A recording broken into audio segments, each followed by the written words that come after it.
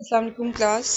आज का हमारा टॉपिक है enzymes, chapter number 6, page number 57 from book. इससे पहले हम अगर अपनी आउटलाइन देखें तो हम लास्ट लेक्चर मिड से पहले न्यूक्लिक एसिड वाला कवर कर आए हैं। उसके बाद हम नेक्स्ट अपना रीस्टार्ट करते हैं एंजाइम से। ठीक है, तो आज के लेक्चर में हम बेसिकली कुछ मेजर पॉइंट्स कवर करेंगे, जिसमें है कि what are enzymes, how they work, what are the classification of enzyme, what are the factors that affect the activity of enzymes। इसके अलावा कुछ बेसिक टर्म्स हैं जिसमें apo enzymes, holo enzyme, cofactor, को एंजाइम्स ये आती हैं। ठीक है, ये ब्रीफली डेफिनेशन के तौर पे ही पूछी हुई हैं आउटलाइन में, तो हम वही करेंगे, उतना ही लिमिटेड रहेंगे। हम स्टार्ट से ही जितनी हमारी आउटलाइन में पूछा गया होता है हम उतना ही लिमिटेड रहते हैं। ठीक है, तो बाकी जो चीज़ें हैं ये मैं आपको सिर्फ उसका बता रही हूँ, जो डेफिनेशन हमने 3-4 करनी है, बाकी जो है वो हम कॉम्प्रिहेंसिवली ही करेंगे और हम बुक से ही करेंगे, इंस्टेंट बायोकेमिस्ट्री बाय फाइक अहमद से। ठीक है, तो व्हाट आर एंजाइम्स, एंजाइम होते क्या हैं। सबसे पहले मैं आपको इसका जनरल इंट्रोडक्शन देती हूँ, उसके बाद हम मूव करेंगे अपने बुक पे।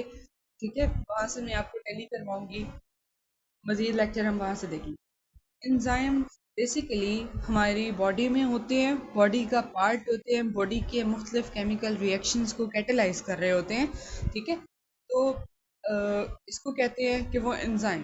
हमने शुरू से अब तक एंजाइम्स बहुत जगह पढ़े हैं, बहुत सारी साइकिल्स में पढ़े हैं। जैसे क्रेब साइकिल में पढ़ा था हमने। ठीक है, क्रेब साइकिल में टोटल जो हमारे स्टेप्स थे वो 6 थे, और हर स्टेप में कोई ना कोई एंजाइम यूज़ हो रहा होता है जो कि एक रिएक्टेंट को एक प्रोडक्ट में कन्वर्ट कर रहा होता है। ठीक है, तो इसी तरह ग्लाइकोलिसिस में था, हमने जितने स्टेप्स देखे थे उसमें जो रिएक्टेंट है वो कन्वर्ट हो रहा होता है इसमें प्रोडक्ट के अंदर थ्रू एन एंजाइम। ठीक है, with the help of an enzyme. अगर हम जनरल बेसिक एग्जांपल देखें तो हम केमिस्ट्री से ले सकते हैं, जिसमें क्या हो रहा होता है कि एक रिएक्टेंट होता है और एक प्रोडक्ट होता है, बीच में कोई ना कोई एंजाइम इन्वॉल्व होता है। ठीक है, तो जो रिएक्टेंट है वो क्या है विद रिस्पेक्ट टू या रेलेवेंट टू बायोकेमिस्ट्री, और प्रोडक्ट क्या है। ठीक है, तो आपने सुना होगा, बल्कि हमने मैट्रिक में एफएससी में भी पढ़ा हुआ है कि एंजाइम्स क्या होते हैं। बेसिकली प्रोटीन होते हैं। ठीक है, सबस्ट्रेट क्या होता है, एंजाइम की एक्टिव साइट क्या होती है, एंजाइम की शेप किस तरह मैटर करती है, पीएच किस तरह मैटर करती है, टेम्परेचर किस तरह मैटर करता है, ये सारा कुछ हम बेसिस जो हैं वो पढ़ आए हैं। ठीक है, इसके अलावा कुछ मॉडल्स थे, जैसा कि लॉक एंड की मॉडल था, इंड्यूस्ड फिट मॉडल था, ये हमने अपनी जो बेसिक केमिस्ट्री है या बायोलॉजी में पढ़ लिया था। ठीक है, तो अब हम देखते हैं, मैं आपको थोड़ा सा बैकग्राउंड दे देती हूँ या थोड़ा सा बेसिस दे देती हूँ कि एंजाइम बेसिकली होता क्या है। एंजाइम एक प्रोटीन है। ठीक है, ये करवाता क्या है, ये एक कोई ना कोई जो रिएक्शन है वो कैटेलाइज करवाता है। ठीक है, अब रिएक्शन क्या होता है, कैटालाइज का मतलब क्या है, प्रोडक्ट क्या होता है, एंजाइम किस चीज़ पे एक्ट कर रहा होता है, ये मैं आपको बताती हूँ। सबसे पहले तो देखें, हमने मुख्तलिफ साइकिल्स पढ़ी हैं, क्रेब साइकिल पढ़ी है, ग्लाइकोलिसिस साइकिल पढ़ी है। उसमें क्या होता है कि एक रिएक्टेंट होता है या एक मैक्रोमोलिक्यूल होता है, वो कन्वर्ट हो जाता है अपने सब पार्टिकल के अंदर। ठीक है, या फिर सब यूनिट के अंदर। अगर हम नॉर्मली किसी ऐसे ही बायो मॉलिक्यूल की बात करें, जैसा कि प्रोटीन है। ठीक है, हमें प्रोटीन का स्ट्रक्चर पता है, हमने प्रोटीन पे एक्सटेंसिवली लेक्चर्स लिए हुए हैं, हमें पता है कि प्रोटीन किस चीज़ से मिलके बनती है, उसका बेसिक सब यूनिट क्या होता है, उसमें बॉन्डिंग कौन सी होती है। तो प्रोटीन जो है ये एक मैक्रोमोलिक्यूल है, ये बनता किससे है, मुख्तलिफ अमाइनो एसिड से बनता है। ठीक है, और ये बनता किसके थ्रू है, या इसमें जो बॉन्डिंग होती है वो पेप्टाइड बॉन्ड्स होते हैं या पेप्टाइड लिंकेज होता है, जिसके थ्रू अमाइनो एसिड एक दूसरे से कनेक्ट होते हैं और वो एक मैक्रोमोलिक्यूल बनाते हैं जिसको कहते हैं प्रोटीन। ठीक है, अब ये चीज़ तो हमें पता है, ये हो गया प्रोटीन का स्ट्रक्चर। नेक्स्ट जो है वो देखें कि प्रोटीन और हमारी बॉडी, बायोकेमिस्ट्री, यानी कि जो प्रोटीन है ये हमारी बॉडी के लिए क्यों इम्पोर्टेंट है, इसकी ब्रेकडाउन से हमें क्या फ़ायदा होगा। एंजाइम इसमें क्यों इन्वॉल्व हैं, एंजाइम इसकी क्यों ब्रेक डाउन करवा रहे हैं या कैटालिसिस करवा रहे हैं, या इसका जो केमिकल रिएक्शन है रिएक्टेंट से प्रोडक्ट का प्रोडक्ट क्या बन रहा है, प्रोडक्ट ने जाके आगे क्या करना है वो हम देखते हैं। तो बेसिकली प्रोटीन एक मैक्रोमोलेक्यूल, ठीक है। अब देखें, हमने पढ़ा हुआ है बायोलॉजिकल इंपॉर्टेंस प्रोटीन में कि प्रोटीन हमारी बॉडी के लिए इंपॉर्टेंट होती हैं। इस तरह से हमारी जो ग्रोथ है उसके लिए इम्पोर्टेंट होती है, हमारी डेवलपमेंट के लिए इम्पोर्टेंट होती है। बेसिक्स जो मेजर प्रोटीन्स हैं वो हमारी केराटिन में, हमारे नेल्स में, हमारे हेयर में होती हैं, हमारी हेयर की ग्रोथ को देख रहे होते हैं, ठीक है, हमारी नेल्स की ग्रोथ को देख रही होती है। तो इसके अलावा हमारी बॉडी के अंदर मुख्तलिफ तरह की प्रोटीन्स होती हैं जिसके अंदर इंसुलिन आती है जो कि हमारी मेटाबॉलिक प्रोसेस को, ग्लूकोज के मेटाबॉलिक प्रोसेस को देख रही होती है, ठीक है। इसके अलावा हमारे स्टमक में एक प्रोटीन है जिसको हम पेप्सिन कहते हैं, सॉरी एंजाइम है जिसको हम कहते हैं पेप्सिन, ठीक है। तो अभी हम देखते हैं प्रोटीन। प्रोटीन मैंने आपको बताया ग्रोथ में इन्वॉल्व होती हैं, डेवलपमेंट में इन्वॉल्व होती हैं, इसके अलावा बॉडी रिपेयर में इन्वॉल्व होती हैं, ठीक है। कोई भी मेटाबॉलिक प्रोसेस हो रहा है उसमें इन्वॉल्व होती हैं, या अगर हमें दोबारा से जो अमाइनो एसिड्स हैं उसको कंबाइन करके प्रोटीन बनानी हो तो उसमें भी अमाइनो एसिड यूज़ हो सकते हैं, ठीक है। या फिर ये जो एंजाइम्स हैं ये यूज़ हो सकते हैं। तो हमें प्रोटीन के सिग्निफिकेंस पता चल गई, ग्रोथ, डेवलपमेंट, टिश्यू रिपेयर, ठीक है। इसके अलावा ऑर्गन रिपेयर, इन चीज़ों में हमारे पास जो प्रोटीन है ये यूज़ हो। अब एंजाइम का इसमें क्या रोल है?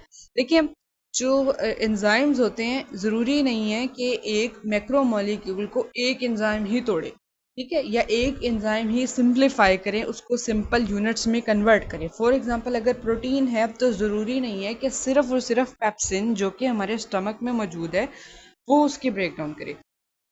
वो उसकी ब्रेक डाउन कर देगा, लेकिन वो अपने रिस्पेक्टिव पार्टिकल्स में कन्वर्ट नहीं होगी जो कि फंक्शन के लिए इंपॉर्टेंट है, ठीक है। इसीलिए एक और एंजाइम जिसको कहते हैं पेप्टिडेज एंजाइम, वो नेक्स्ट उस पे एक्ट करता है, उसकी ब्रेक डाउन करता है और फिर वो ब्लड स्ट्रीम में जो प्रोटीन है उसको भेजता है। अब मैं आपको बताती हूँ स्टार्ट से क्या होता है कि मैक्रोमोलिक्यूल, आपको पता चल गया कि प्रोटीन एक मैक्रोमोलिक्यूल है। हमने प्रोटीन ली अपनी डाइट से, हमें पता है कि जो अंडे की जो हमारा एग है उसके अंदर प्रोटीन होती है जिसको कहते हैं एल्ब्यूमिन प्रोटीन, जो कि हमारी बॉडी के लिए इंपॉर्टेंट होती है। हमने न्यूट्रिएंट के थ्रू वो प्रोटीन ली, ठीक है। उसके बाद क्या होता है कि जो हमारा स्टमक है उसमें एक एंजाइम है जिसको कहते हैं कि वो पेप्सिन एंजाइम है, वो उसकी ब्रेक डाउन करता है। जब उसकी ब्रेक डाउन हो गई तो वो सिंपलर, बिल्कुल सिंपलर यूनिट में नहीं होगी, नेक्स्ट वो इंटेस्टीन में जाएगा। स्मॉल इंटेस्टीन में एक एंजाइम मौजूद होता है जिसको कहते हैं कि जो कि है पेप्टिडेज एंजाइम, ठीक है। वो जो पेप्सिन ने प्रोटीन की ब्रेक डाउन की हुई थी वो उसको मजीद तोड़ेगा। जब वो मजीद उसकी ब्रेक डाउन करेगा तब वो जो प्रोटीन है अपने सिंपलर यूनिट अमाइनो एसिड में कन्वर्ट हो जाएगी। अब वो अमाइनो एसिड ब्लड स्ट्रीम के थ्रू हमारी बॉडी के अंदर सर्कुलेट करेंगे। जिस ऑर्गन को रिपेयर की ज़रूरत है वो वहाँ पे दे देंगे, जिस टिश्यू को रिपेयर की ज़रूरत है वो वहाँ पे अमाइनो एसिड्स यूटिलाइज हो जाएंगे, ठीक है। जहाँ पे ग्रोथ की ज़रूरत है वहाँ पे ग्रोथ होगी, जहाँ डेवलपमेंट की ज़रूरत है वहाँ डेवलपमेंट होगी, ठीक है। इस तरह या फिर ये जो अमाइनो एसिड्स हैं अगर तो ये रह जाते हैं, ठीक है, या फिर एक्सेसिव हो जाते हैं तो वो कंबाइन होके दोबारा से प्रोटीन बना देंगे, ठीक है। तो ये होता है बेसिकली कि जो एंजाइम्स है ये अपनी एक्टिविटी एक रिएक्शन के अंदर कैसे परफॉर्म करें। अब इस रिएक्शन में रिएक्टेंट था हमारे पास प्रोटीन जो कि एक मैक्रोमोलिक्यूल था। अब उसका जो प्रोडक्ट बना है वो क्या है कि अमाइनो एसिड है, ठीक है, और वो आगे अपने रेलेवेंट फंक्शन परफॉर्म कर रही है, ठीक है। तो ये बेसिकली एंजाइम्स का जो जनरल कंसेप्ट है। नेक्स्ट देखते हैं एंजाइम को बुक से। Enzymes are protein produced by the living cells which are capable of catalyzing a chemical reaction in a living organism to yield specific product without getting used up, ठीक है। ये यहाँ तक मैंने आपको सब कुछ क्लियर कर दिया मेरा ख्याल है। They never initiate any reaction, rather only accelerate the pre-existing reaction। इसका मतलब क्या है कि ये कोई नया रिएक्शन शुरू नहीं करते, ठीक है। जैसे कि मैंने आपको एग योग की एग्जांपल दी कि एग हम कंज्यूम करते हैं तो उसकी ब्रेक डाउन पहले हो रही होती है, ठीक है। उसके बाद जब वो स्टमक में जाता है तब जो एंजाइम होता है पेप्सिन, वो उसको मजीद उसकी जो केमिकल रिएक्शन है या उसकी ब्रेक डाउन है उसको एक्सेलरेट करता है, उसको एम्पलीफाई करता है, उसको तेज कर देता है। ठीक है। देखिए उसकी ब्रेक डाउन तो पहले से हो रही है ना, जैसे ही हमने उसको कंज्यूम किया वहां से उसकी ब्रेक डाउन हो रही है। हाँ, ये है कि स्टमक में जाएगा तो वो मजीद एक्सेलरेट हो जाएगी। ठीक है। तो वो कहते हैं कि कोई एंजाइम जो है ये कभी रिएक्शन कोई शुरू नहीं करता, इन उसको एक्सेलरेट कर सकता है। ठीक है। अगर हम कोई जनरल एग्जांपल लें तो हम स्टार्च के ले सकते हैं। ठीक है। हमारे पास पोटैटो स्टार्च है फॉर एग्जांपल। अगर हम उसको रेलेवेंट लिक्विड मटेरियल के अंदर रख दें तो वो उसकी ब्रेकडाउन तो होगी, बेशक मंथ्स लग जाएं, बेशक ज़्यादा टाइम लग जाए, काफ़ी अरसा लग जाए, लेकिन उसकी ब्रेकडाउन होगी। मगर उसमें क्या है कि वो स्लोड होगी। ठीक है। इसके बरक्स अगर हम अमाइलेज एंजाइम उसमें ऐड कर दें तो उसकी ब्रेकडाउन या उसका केमिकल रिएक्शन जो है वो स्पीड अप हो जाएगा। ठीक है। तो ये एंजाइम का फायदा है, ये है कि उस इनिशिएट नहीं करता। ठीक है। जैसे मैंने आपको बताया कि अगर हम स्टार्च को रेलेवेंट लिक्विड मटेरियल के अंदर रख दें तो उसकी ब्रेकडाउन या उसमें केमिकल रिएक्शन तो होगा ही, लेकिन वो ओवर मंथ्स लेगा। ठीक है। सेवरल मंथ्स लेगा उसकी ब्रेकडाउन होने में। लेकिन अगर हम उसमें कोई एंजाइम ऐड कर देते हैं तो क्या होता है कि वो स्पीड अप हो जाता है रिएक्शन। ठीक है। तो ये फायदा है एंजाइम का। नेक्स्ट देखिए, enzymes are biological catalyst. Catalyst क्या होता है? Catalyst, these are the agents which in minute amount increases the velocity of a reaction without appearing in the final product of the reaction. ठीक है। Reactant से product में conversion करवाता है और वेलोसिटी को इंक्रीज करता है, ये रिएक्शन को स्पीड अप कर देता है। तो जो हमारा जो एंजाइम है वो एक्ट करता है एज अ बायोलॉजिकल कैटलिस्ट। ठीक है। लेकिन वो फाइनल प्रोडक्ट के अंदर अपेयर नहीं होता। नेक्स्ट देखिए, सबस्ट्रेट क्या होता है? एक चीज होती है एंजाइम, एक होता है सबस्ट्रेट। जैसा कि हमने प्रोटीन की एग्जांपल देखी, उसी को आगे लेके चलते हैं कि एंजाइम पेप्सिन है। ठीक है। उसने जिस चीज के ऊपर एक्ट करना है वो उसका सबस्ट्रेट है। अब देखिए एंजाइम हमारे स्टमक के अंदर पड़ा हुआ है पेप्सिन। अब उसने जिस चीज पे एक्ट करना है वो है प्रोटीन, तो जो प्रोटीन है वो उस एंजाइम का सबस्ट्रेट है। ठीक है। नेक्स्ट देखिए, nomenclature, names of enzymes usually end in ase which is preceded by the nature of its substrate।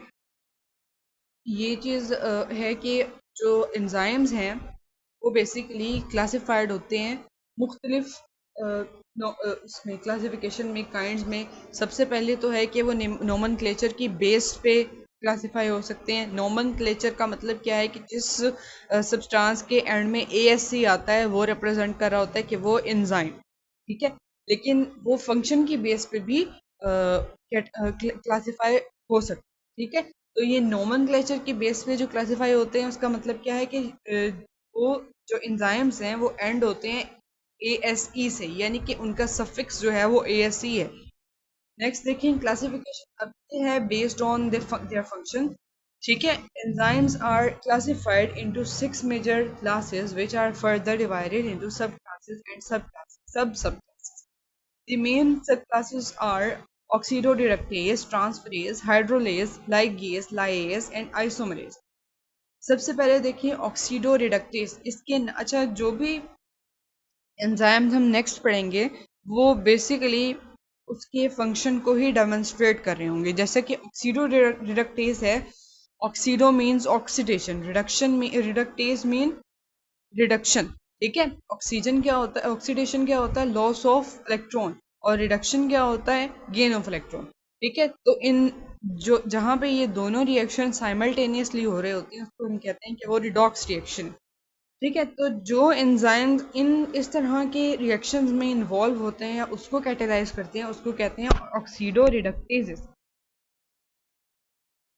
They are subdivided into 5 subgroups. For example, dehydrogenases, oxidases, oxygenases, hydrogen peroxidases। Dehydrogenase हमने बहुत दफ़ा पढ़ा है glycolysis cycle के अंदर। ठीक है। हर step में ही तकरीबन डिहाइड्रोजनेज एंजाइम यूज़ हो रहा था, या फिर कैप साइकिल में भी एक दो जगह यूज़ हो रहा था। ठीक है। Dehydrogenase, D represent removal, hydro represent hydrogen, genases represent कि वो एंजाइम है, वो एंजाइम जो कि removal of hydrogen from the substrate में इन्वॉल्व होते हैं उसको कहते हैं डीहाइड्रोजनेसिस. These oxidoreductases remove hydrogen from the substrate. If the reaction takes place in the presence of oxygen, it is called aerobic dehydrogenase. If the reaction takes place in the absence of oxygen, it is called anaerobic dehydrogenase. ये चीज़ हम glycolysis cycle में पढ़ाए हैं. Aerobic glycolysis क्या होती है, anaerobic क्या होती है. जो ऑक्सीजन की प्रेजेंस में हो वो एरोबिक ग्लाइकोलिसिस होती है, उसका एंड प्रोडक्ट पायरोवेट बनता है. और जो ऑक्सीजन की एब्सेंस में हो उसको कहते हैं एनारोबिक ग्लाइकोलिसिस. ठीक है, या फिर इस इधर अगर हम रेफर करें तो एरोबिक डिहाइड्रोजनेज और एनारोबिक डिहाइड्रोजनेज. ठीक है, आपने इसकी एग्जांपल भी साथ साथ करनी है. ग्लूकोज कन्वर्टेड इनटू ग्लूकोनोलेक्टोन, ठीक है, थ्रू एन एंजाइम जिसको कहते हैं डिहाइड्रोजनेज. और नीचे देखें लैक्टेट जो है वो पायरोवेट के अंदर कन्वर्ट होता है, ये हमने ग्लाइकोलिसिस साइकिल में पढ़ा था, थ्रू एन एंजाइम जिसको कहते हैं lactate dehydrogenase.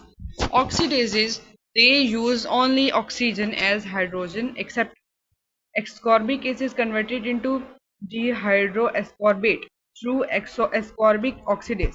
Oxygenases they incorporate oxygen into substrate phenylalanine to tyrosine.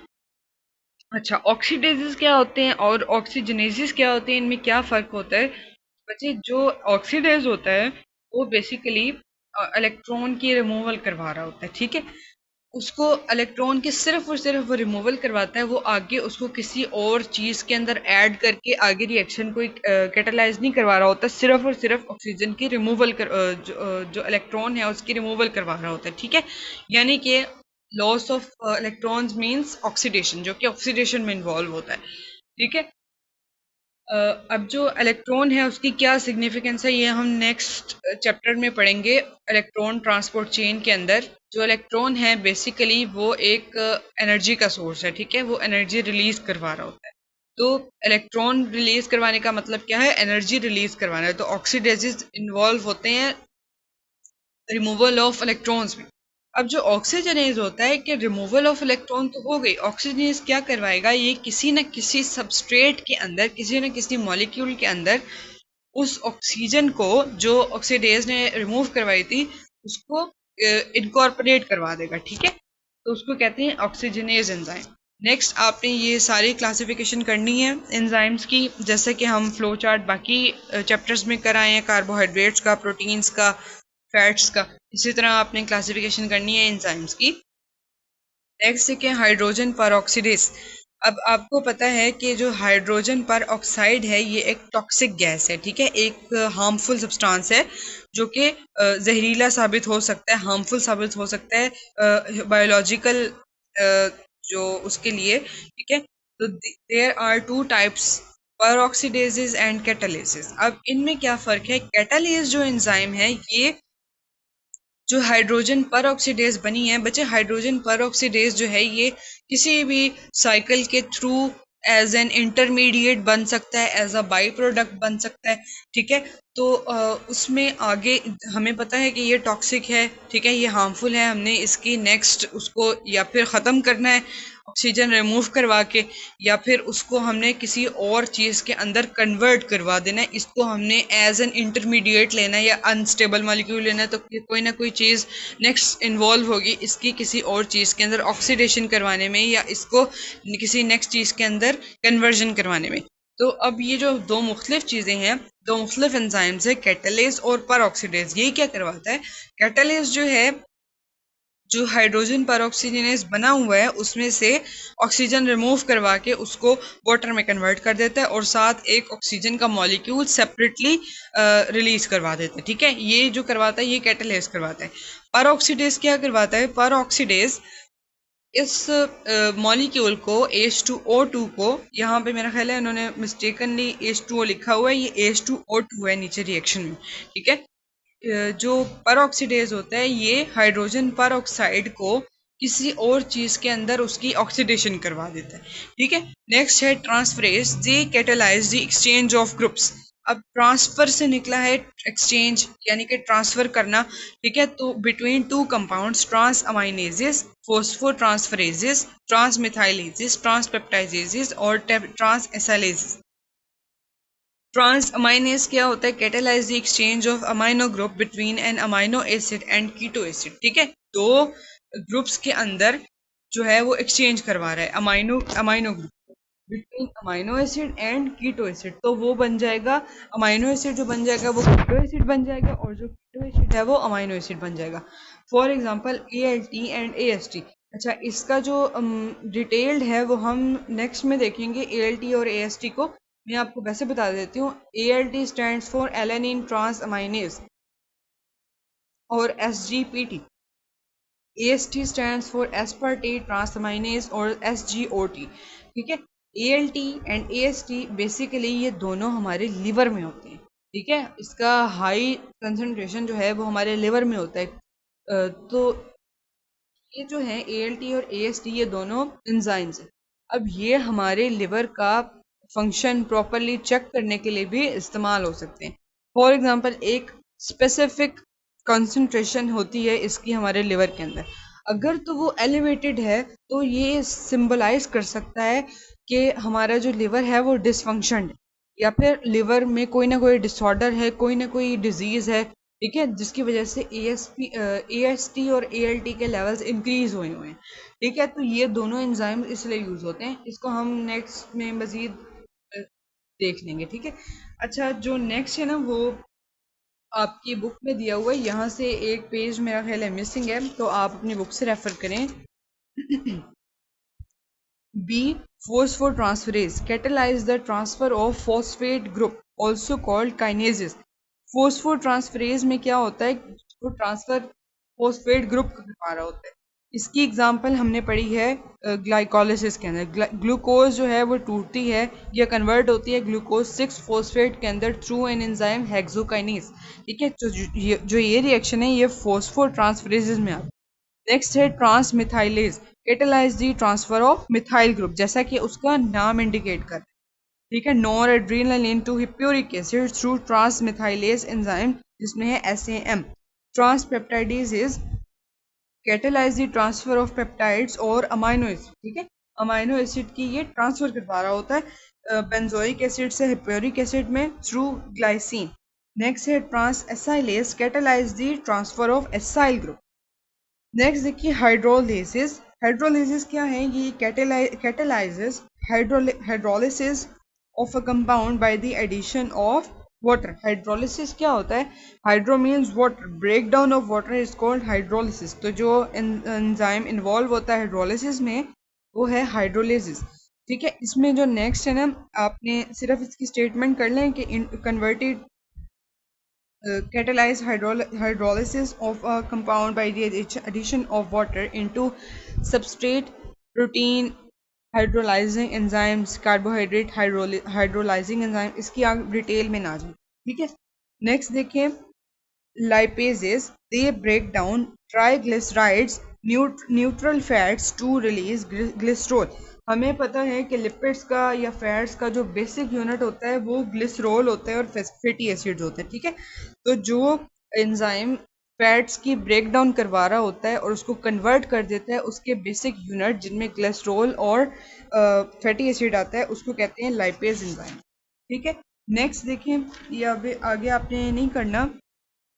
यहाँ से जो लाइगेज है ये स्लाइड्स में भी है, लाइगेज एंजाइम। अच्छा, एक चीज़ है लाइगेज और दूसरा है लाइएज एंजाइम। लाइगेज एंजाइम जो है वो बेसिकली दो कंपाउंड्स को ज्वाइन कर रहा होता है, और जो लाइएज एंजाइम है वो उनकी रिमूवल करवा रहा होता है कि कोई ना कोई ग्रुप उसमें से, और उसकी ब्रेक डाउन करवा रहा होता है, ठीक है। तो जो लाइगेज है catalyse the reaction of joining two compounds by forming covalent bond, ठीक है। They require ATP GTP। आपको ATP GTP के कॉन्सेप्ट्स पता है, ठीक है, for energy. Succinic acid converted into succinyl coenzyme A। ये हमारे पास चौथा स्टेप था क्रेब्स साइकिल का, जिसमें सक्सिनिक एसिड जो है वो कन्वर्ट हो रही होती है सक्सिनाइल कोएंजाइम A के अंदर, ठीक है। जिस एंजाइम के थ्रू हो रही होती है उसको कहते हैं लाइगेज। अब जो है नेक्स्ट वो है lyase enzyme catalyze the break down of compound by removing a group from it without the addition of water molecule leaving double bond. ठीक है, मैंने आपको शुरू में बता दिया कि इसमें क्या हो रही होती है, ब्रेक डाउन हो रही होती है, लाइसिस हो रही होती है without the addition of water molecule. Malic acid convert होता है फ्यूमेरिक एसिड के अंदर. ये भी हमने 5th to 6th स्टेप पढ़ा था क्रेब्स साइकिल के अंदर. ठीक है, तो ये उसमें एग्जाम है. आइसोमरेसिस catalyzes the formation of isomers of the substance. ठीक है, हमें पता है ग्लूकोज और फ्रक्टोज एक दूसरे के आइसोमर्स हैं. दोनों का जो मॉलिक्यूलर फॉर्मूला है वो C6H12O6 सेम है. ठीक है, तो इसमें क्या है कि इसमें जो हमारे पास एक में एल्डो ग्रुप होता है, एक में कीटो ग्रुप होता है, सिर्फ ये इस तरह से डिफरेंशिएट होते हैं. तो आइसोमरेज जो एंजाइम्स हैं ये ग्लूकोज 6 फॉस्फेट को कन्वर्ट करवा देते हैं फ्रुक्टोज 6 फॉस्फेट के अंदर. ये हमने देखा था जो हमारे पास ग्लाइकोलिसिस साइकिल था उसमें सेकंड स्टेप मेरा ख्याल था. पहले स्टेप में ग्लूकोज कन्वर्ट हो रहा था ग्लूकोज 6 फॉस्फेट के अंदर. दूसरे स्टेप में जो ग्लूकोज 6 फॉस्फेट है वो कन्वर्ट होता है फ्रक्टोज 6 फॉस्फेट के अंदर, जो कि इसका आइसोमर ही होता है थ्रू एन एंजाइम जिसको कहते हैं फॉस्फोहेक्सोस आइसोमरेज. ठीक है, नेक्स्ट देखें इसकी. अब बस हम थोड़ी सी इसमें ये 4 से 5 डेफिनेशंस हैं, इसको देखते हैं. Cofactors, they are the non-protein inorganic substances which are required by the enzyme for their activity. ठीक है, जो नॉन प्रोटीन पार्ट होता है एंजाइम के अंदर उसको कहते हैं कोफैक्टर, जो कि नॉन प्रोटीन इनऑर्गेनिक सब्सटेंस होता है. जो नॉन प्रोटीन ऑर्गेनिक सब्सटेंस होता है उनको हम कहते हैं को एंजाइम्स. ठीक है, कोफैक्टर्स में देखें these are usually metals. Fe represents iron, Zn represents zinc, Mg represents magnesium. They cannot be dialyzed out. ठीक है, इसकी रिमूवल आराम से नहीं हो सकती एंजाइम के अंदर से. कोएंजाइम्स क्या होता है, they are non protein part. ये भी नॉन प्रोटीन पार्ट है और जो कोफैक्टर था वो भी नॉन प्रोटीन था, लेकिन कोफैक्टर इनऑर्गेनिक सब्सटेंसेस होते हैं. जो हमारे पास कोएंजाइम्स हैं ये ऑर्गेनिक सब्सटेंसेस होते हैं, usually the derivatives of vitamins essentially या specially B complex, NAD, FAD, coenzyme A, ये हम सारा कुछ पढ़ के आ चुके हैं. जैसा कि सक्सिनाइल कोएंजाइम ए में हमने देखा था क्रेब्स साइकिल में, which are required by the enzyme for their activity. They can be dialysed out. ठीक है, इनकी रिमूवल हो सकती है. नेक्स्ट देखिए prosthetic group. It is tightly bound coenzyme that does not dissociate from the enzyme biotin of carboxylase. ठीक है, वो एंजाइम जो कि जितनी भी कोशिश कर लें बाहर से एक्सटर्नली, तो वो जो ग्रुप है वो हमारे जो कोएंजाइम है या एंजाइम है उससे सेपरेट आउट नहीं हो सकता. ठीक है, नेक्स्ट है apoenzyme. It is the protein part of holoenzyme. In the absence of appropriate coenzyme, apoenzyme typically does not show biological activity. अब होलो एंजाइम क्या होता है, होलो एंजाइम एपोएंजाइम को कहते हैं जो कि प्रोटीन पार्ट होता है. जो कोफैक्टर था पीछे और कोएंजाइम था वो दोनों नॉन प्रोटीन पार्ट थे. एपोएंजाइम जो है वो प्रोटीन पार्ट है plus coenzyme protein part plus non protein organic part जो है, इन दोनों को मिला के कहते हैं होलो एंजाइम. तो जो प्रोटीन पार्ट होता है होलो एंजाइम का उसको कहते हैं कि वो एपो एंजाइम है. ठीक है, तो यहाँ तक मेरा ख्याल है इनफ है. नेक्स्ट हमारे पास फैक्टर्स रहते हैं, factors affecting the activity of enzyme. ये हमने देखना है, माइकलिस कांस्टेंट देखना है, उसकी थोड़ी सी हमने उसको डिटेल में देख लेंगे. ठीक है, इसके अलावा आपका ये चैप्टर कंप्लीट हो जाएगा इंशाल्लाह. नेक्स्ट लेक्चर में हम इसको कंप्लीट करने की कोशिश करेंगे. ठीक है, अगर आपको कोई चीज़ समझ नहीं आए तो आप या तो नोट डाउन कर लें अगर नेक्स्ट वीक से क्लासेस रिज्यूम होती हैं, या फिर अपने CR GR को टेक्स्ट की फॉर्म में सेंड कर दें. गर्ल्स अपनी जो GR है उनको सेंड कर दें टेक्स्ट की फॉर्म में, और जो बॉयज़ हैं वो CR को कर दें और वो मुझे फॉरवर्ड कर दें सिर्फ और सिर्फ टेक्स्ट की फॉर्म में. ठीक है, तो मैं कोशिश करूँगी इंशाल्लाह नेक्स्ट लेक्चर में उनको आपको क्लियर आउट करने की, उसको कवर करने की. ठीक है, ठीक है बच्चे, अल्लाह हाफिज़.